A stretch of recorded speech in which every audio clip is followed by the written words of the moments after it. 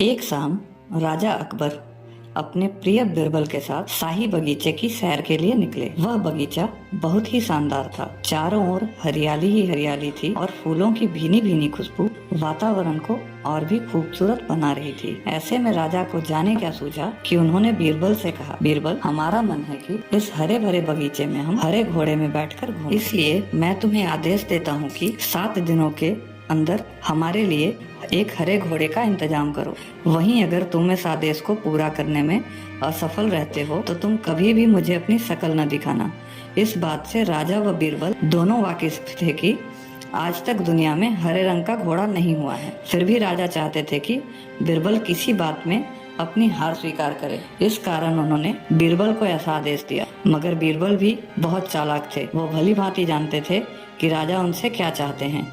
इसलिए वो भी घोड़ा ढूंढने का बहाना बनाकर 7 दिनों तक इधर उधर घूमते रहे। बीरबल 8वें दिन दरबार में राजा के सामने पहुंचे और बोले, महाराज, आपकी आज्ञा के अनुसार मैंने आपके लिए हरे घोड़े का इंतजाम कर लिया है, मगर उसके मालिक की 2 शर्तें हैं। राजा ने उत्सुकता से दोनों शर्तों के बारे में पूछा।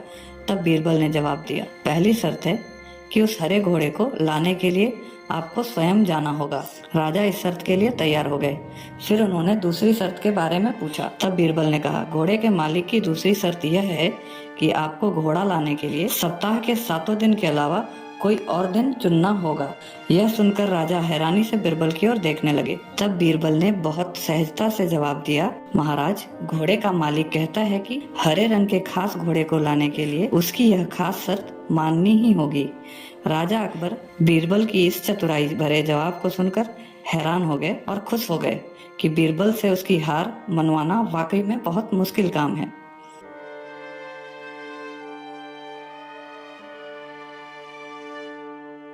तो बच्चों, कहानी से यह सीख मिलती है कि सही सूझबूझ और ईमानदारी के साथ नामुमकिन लगने वाले काम को भी आसानी से किया जा सकता है।